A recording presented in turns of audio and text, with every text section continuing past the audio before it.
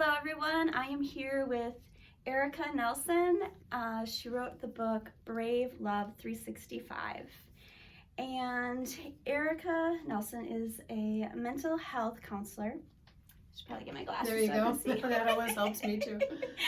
She earned a Bachelor's of Science degree in Psychology and Human Development, a Master's of Arts degree in Counseling. She has several books coming up, which she'll be talking about, and some educational programming and development, all to assist others in healing from narcissistic abuse and toxic relationship. She is also a survivor of many things, her early history of trauma shaping her life's purpose of helping others heal from the things we don't talk about. Through her personal and professional experience, Erika has found that our greatest pain is our most powerful medicine. She believes that each of us realizing our absolute inherent worthiness of love could change the world, and she's committed to sharing that message through her work. Brave Love 365, daily inspiration, validation, and support for survivors of narcissistic abuse and toxic relationships.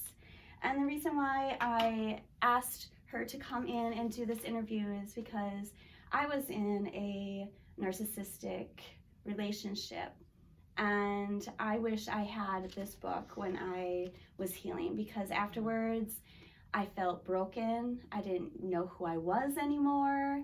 I was confused, exhausted, and if I had this book, it would have really helped me through my journey of healing. So thank you for coming and doing this interview with to share your message. So first of all, can you tell us the different types of narcissistic traits? Sure. So there's different types of narcissists, and then different levels of traits that they have. So there are there's the I want to say the intellectual narcissist. That's not quite the right word, but it's the right idea, where they get their value from how smart they are and what they know. There's the somatic narcissist. They get their value through sex and through body-oriented things. There's the altruistic narcissist, who is out there giving, but they have a reason. They have an agenda behind their giving. That, they want to look valuable. They want to get that external validation. Then there's others. There's a few others too, but next I'll talk about the covert narcissist, who that's a tricky one. Covert narcissists are more dangerous, more destructive perhaps than some of the other kinds, although every situation is different. You would never know you're talking to a covert narcissist, because they're just so charismatic and they're so nice, and they can appear to be so caring. And as sounds like the person that you see behind closed doors is much different than the person the world sees. And at the root of, I want to say, most narcissists, maybe all narcissists, is shame. They don't feel good about themselves, and they're trying to gain value by what the people around them think of them. So, and then there are narcissistic traits. There's a varying spectrum of traits. So on one end, you might have somebody that, they're always looking in the mirror, and they're so concerned about what other people think, I forgot to mention one. There's the grandiose narcissist, who we all know. We've seen those people who have the, look at me and I'm so great and all of that. So, so on one end of the spectrum are people that just, they just have a few traits. But as you go down the narcissistic spectrum, those traits can destroy a person. That's the dangerous, destructive part. So, yeah. It's messy. It is messy. And how do you know what you've got? You don't know necessarily when you meet somebody that they're a narcissist, because they're very good at shape-shifting into who you need them to be. And they are master manipulators. Absolutely. They're doing it to survive. Think of somebody who has no food. You know, they will do whatever they can to get that food, which is their self-value. They don't have a core self like we do. They have exiled that part of themselves. So they need our energy, they need our acceptance, they need our validation to survive. Which is odd because during the relationship, many narcissists lead us to believe we need them to survive. So it's a paradox of the relationship. Yes, and in a way that is abusive.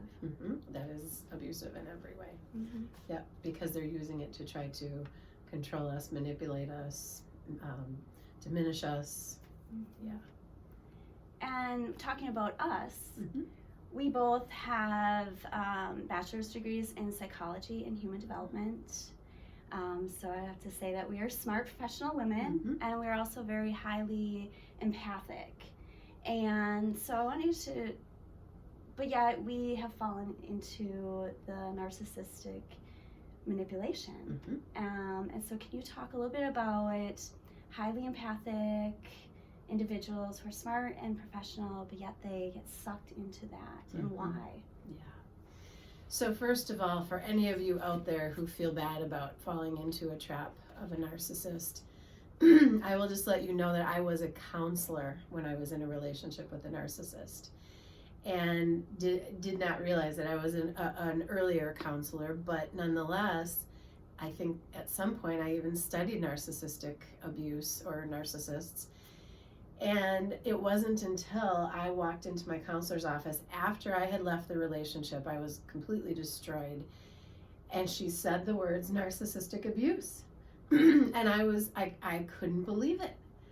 And so if any of you feel bad about it, we're counselors and we fell into it. So 2 reasons, or many reasons, but 2 I'm going to talk about.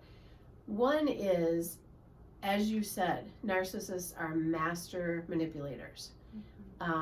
They're very good at asking the right questions and finding out where our pain points are, where our weaknesses are, what we yearn for, what we never had, things like that. And then they turn into that person temporarily. That's who we fall in love with. So you've got the factor that they are very good at what they do. The other thing is, many of us are walking around with childhood injury, childhood trauma, unhealed wounds inside of us.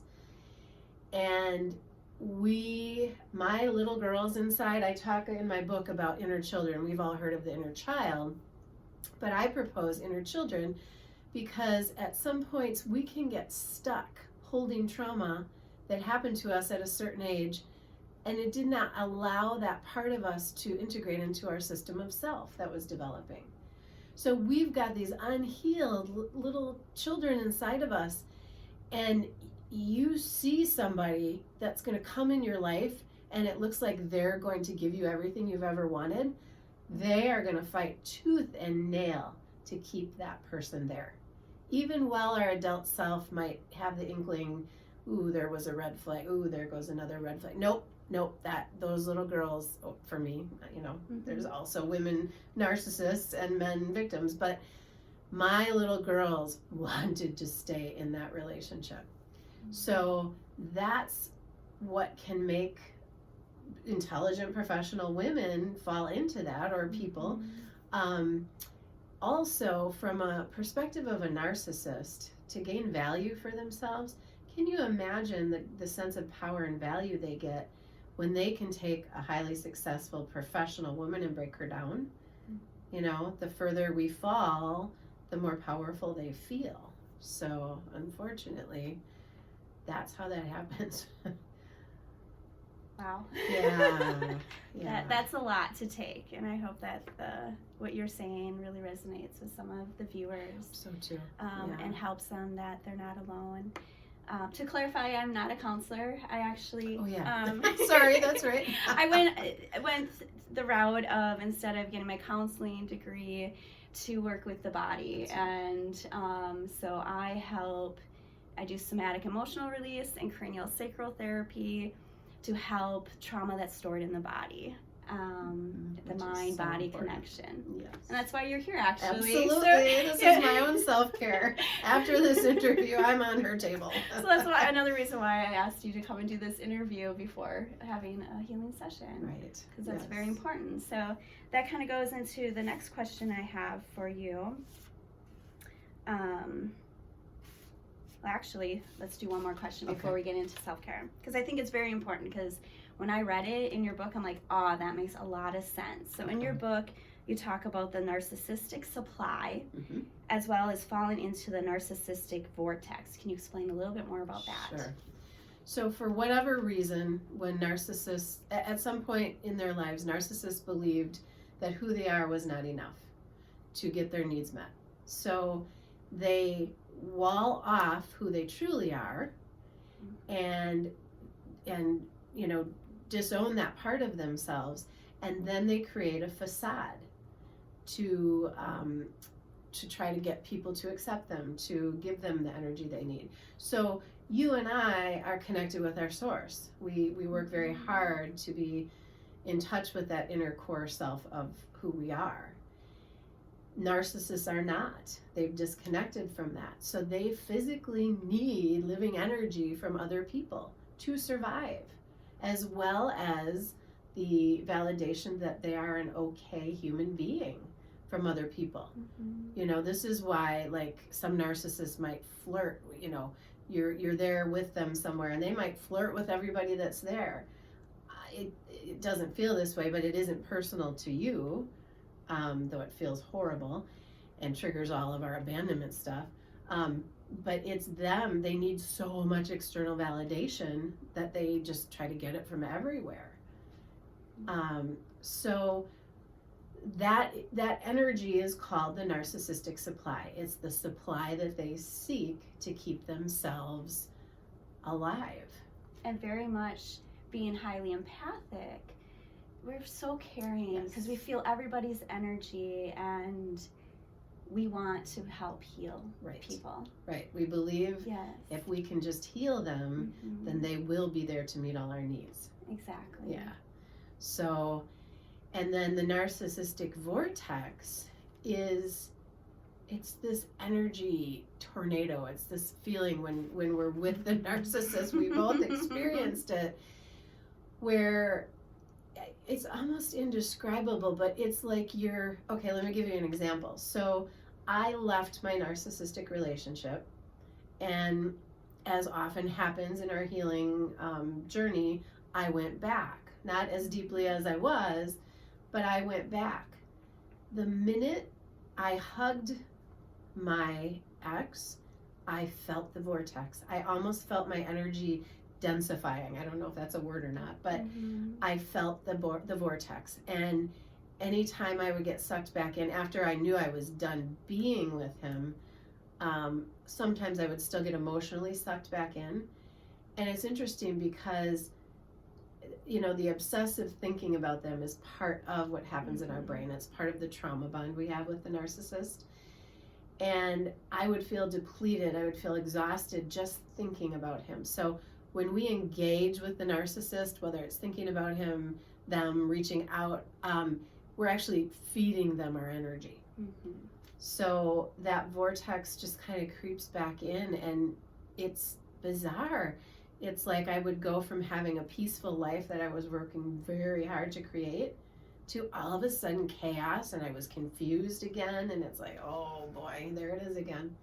And it's kind of similar to the cycle of abuse.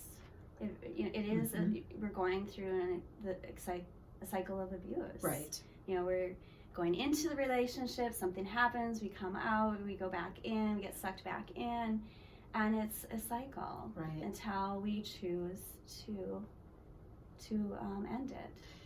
And even beyond choice, sometimes it isn't even about, sometimes the choice is in taking the steps to heal ourselves.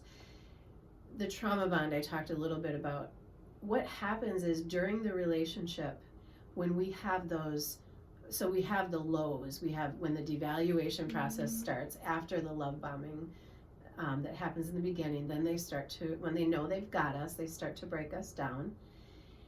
And when that happens, I just totally lost my train of thought. Where were love we? bombing, right? Yep, cycle of abuse. Oh, yes. So when that happens, our brain is washed in chemicals.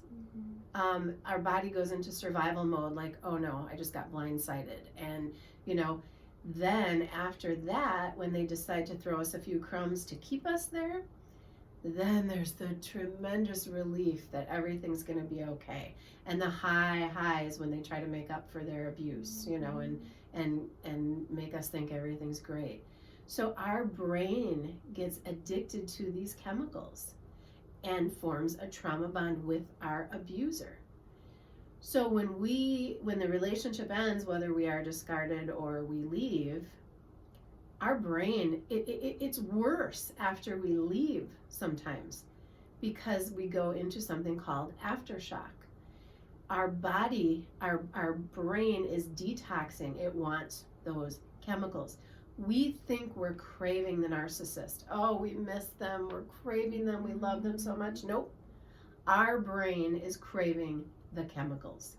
So the things that we need to do, which kind of goes into, I think, your next question, is take responsibility as best as we can for our health, mental, emotional, spiritual, physical, all of it. It's a process to heal from narcissistic abuse.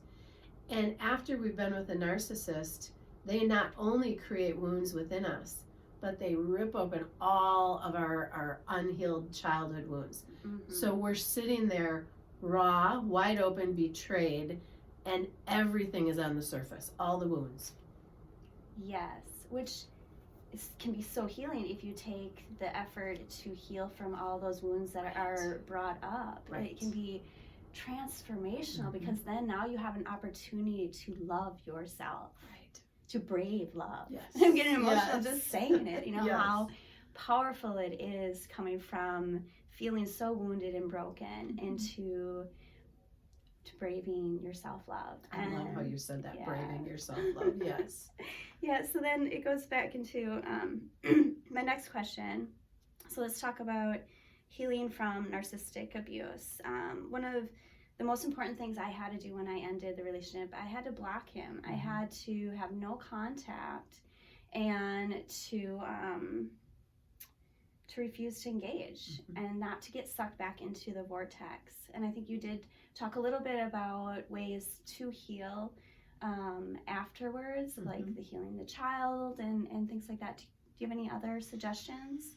I think what you brought up about no contact is critical. It's a non-negotiable step. Now, some people can't do no contact. Some people have children with a narcissist. They have businesses with a narcissist.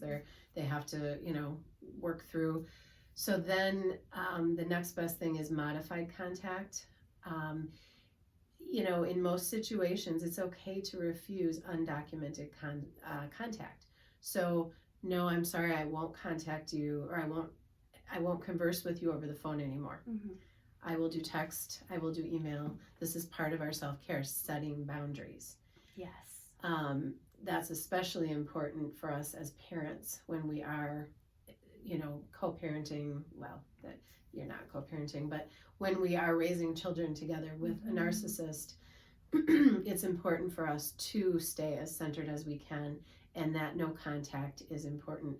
When we don't have that situation, it's a non-negotiable. The no contact, you're not going to get through narcissistic abuse. You're not going to heal when you're still engaged with the narcissist. It's non-negotiable. Now, you can heal when you still have to have modified contact. You can still heal. But and a lot of people are like, well, I'm not going to block them, but I'll just not answer if they call, or I'll just not text back if they call. That's not no contact. That then we're still engaged and we're still putting ourselves at risk. And the risk is real. I can't talk. Narcissistic abuse can be deadly. Like, this is not, we're not talking about little things here. Thank goodness it isn't in every situation, but it can be deadly. And it can be very detrimental to your health. I am in the healthcare field, And, we both have studied trauma and how it affects the physical body. Sleep, you can't sleep, eat, or you eat too much, and it affects your brain, and so it can cause illness. Right. Stress can cause illness. Right. And what you just named is where I start with people after they've gotten out of a narcissistic relationship is the basics. Are you eating? You're eating too much? Well, let that be okay right now. Make sure you're eating something though. And are you sleeping? And what are some things you can do? I'll be creating a digital class soon, an online class that will address some of these things. Sleep and support system. Support system is huge. We don't have to do this alone, and it's a lot easier not to do it alone. When I started, I landed in an Al-Anon group. I have alcoholism in my past, in my family. And that was really helpful, just to have a place to, there were other people that had been through some similar things, and that support of other people. And when we're introverted empaths, sometimes that's really hard. But now's the time to reach out. Even if we've isolated ourselves from our support system, our siblings or our friends, it's okay, just reach out. The ones that are still there are your people, As you said, body work, working on our physical, emotional, mental, and spiritual bodies. Go get the body work that works for you, Go find a counselor. Sometimes we all need a person. And especially after, how it is, reeling from narcissistic abuse, moving the body. I'm not a big one for hard exercise anymore. That was part of my abuse, was, pummeling my body daily so that I could look good enough to make the narcissist feel better about himself. I don't pummel my body anymore, but I do try to move my body. And I think that's important. I definitely think movement for me is very important. Even just going for a walk in nature is huge. Nature is such a healing therapy for me, and also dancing. Getting that energy out, because it's stuck, and so you need to move it out. I remember even being in that vortex and in that that cycle where I couldn't even breathe because you were in survival. It was hard for you even to breathe. And so just going to the basics of tapping into your breath and going for a walk is so important. Just those little steps. Right. And there are times that we can't even move, much less go for a walk. There's so much pain, and it's really about listening to ourselves, don't you think? And just right where we're at and honoring that. And if we don't know, I didn't know where I was at when I got out of my relationship, that's where the professional support comes in to help us. Yes. Rest is important too. Wow, it is. And there's profoundness in stillness, and just being still and in your feelings. Yeah. That's what I wish I had known when I was going through it, is it's okay if we can sit with those feelings and we can feel them and breathe them, and they'll flow through us. Yes. But it's so much pain all at once that we almost have to temper it. It would have, I don't know, I would have, I think, imploded if I had tried to feel all of it at once. But yes. So thank you so much for talking about this. This is a wonderful conversation. I've enjoyed it. And so basically, at the end of the day, abuse is abuse. And like we said, we need to acknowledge it is happening to us, or it has happened to us, and to get the support and the self-care we need to heal, because we're worth it. We are worth it. So, because we're in the month, we're doing this conversation February 1st, actually. So this is the month of love, and braving love. And so do you have any other words of inspiration to end with? I think what I want to say to everybody is just be compassionate with yourself. There's never, ever a reason to beat ourselves up, to be harsh with ourselves. Never, ever. Not one instance. So if you can have compassion for yourself, that's where the true healing begins. And I believe you're doing the best you know how to do, honestly. So that's what I would hope everybody does as they're exploring their healing journey and, you know, doing what they need to do, is just have compassion for yourself and just know that it's okay, whatever. Even if you blow a situation up, or you go back to the narcissist and, you know, make contact or whatever, it's okay. It's your journey. We all have to do this. It's a messy journey. There's no right way to do it. Yes. You know, I can't tell you how many times I picked up the phone and went back for an emotional fix, and then I had to, you know, there's a price to pay each time, unfortunately, but we just have to, we can only do it the way we can do it. Yeah. So. Very well. And so I know that you have a few talks coming up, if you wanted to share about that. And you have another book, right? Yes. That's in the works. You want to share a little Yes. bit more about that? And also Sure. how people can find you on social media. Okay, great. Okay. So coming up in the northeastern Wisconsin area, I have 2 events on February 16th. I will be, during the day at 1 o'clock, I will be at the Sturgeon Bay branch of the Door County Library doing a book talk about Brave Love 365, and there'll be question and answer period.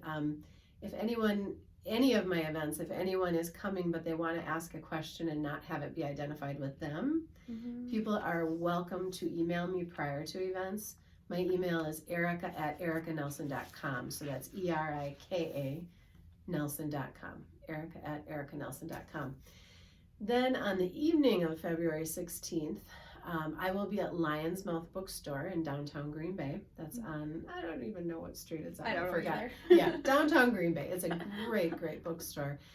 And I'll be there doing also a book talk there. And, you know, it's funny how each one will be different. They'll be completely different because of the energy of who's there and, you know, just what's up to be talked about. But I'll be doing question and answer there too, signing books. All right, and then where you can find me on social media, both on Facebook and Instagram, I'm at author Erika Nelson. That's it. Just if you do the @ and then author Erika Nelson, it'll pull my information up. I'm on Twitter. I don't do a lot on there. There I'm author Erika Nels. I ran out of characters, so NELS. And then my website is erikanelson.com. I have blogs on there that have been helpful for people, and I'm constantly updating it and upgrading it. I'm certainly not a tech pro, but the information's there. So I have Brave Love 365. I also have a journal that it's a lot of blank lines because I know people need to get their thoughts out there, but then it's some quotes from the book and some questions to ask yourself just to kind of explore a little deeper. I guess I want to say too, with this book, Brave Love 365 has 33 years of my healing in it. So if people want to, you know, I've had some people that have read it cover to cover, like this is a great book, it really helped. And then I've had some people that dive into a day, one daily entry for a week. Do you know what? You can go as deep as you want. There's a lot to really help you explore deeply inside if that's where somebody's at, if they want that. Okay, and then my upcoming book is currently, the working title is Brave Love, Alexia's Journey. This book is like 30 years in the making. I started writing, I had a relationship with probably a narcissist way back then, and it certainly didn't end the way I wanted it to, so I decided I was going to write a romance novel to make it, give me the ending I wanted. So I wrote it, and I wrote almost all of it and then put it aside. So as my relationship was crumbling with the narcissist, my most recent one, for whatever reason, I got the book back out. And I'm like, I'm going to write this book. Well, after I got out of the relationship, it was clear that it was transforming into a tool for people who had been through narcissistic abuse. So it's got a lot of feeling of a romance novel. You know, there's romance, there's some intrigue, there's some beach scenes, but it chronicles a woman's journey from an abusive relationship to a new life. So right now, I have a first draft done of it. I'm in the editing phases. So I don't know. I'm shooting for summer. I'm crossing my fingers that it'll be ready by summer. But there's also some foundational pieces of my businesses that I've been trying to put in place that have taken time away from it. So so it's coming. I can't wait to get it out to the world. Great. Yeah. So thank you so much for sharing today. Thank you. I think it's an important topic and important message. And so thank you so much. Absolutely. Thanks for having me. Thank you, everybody. Take care, everyone. Take care. And brave love. Yes. Love yourself bravely and fiercely. Bye. Bye.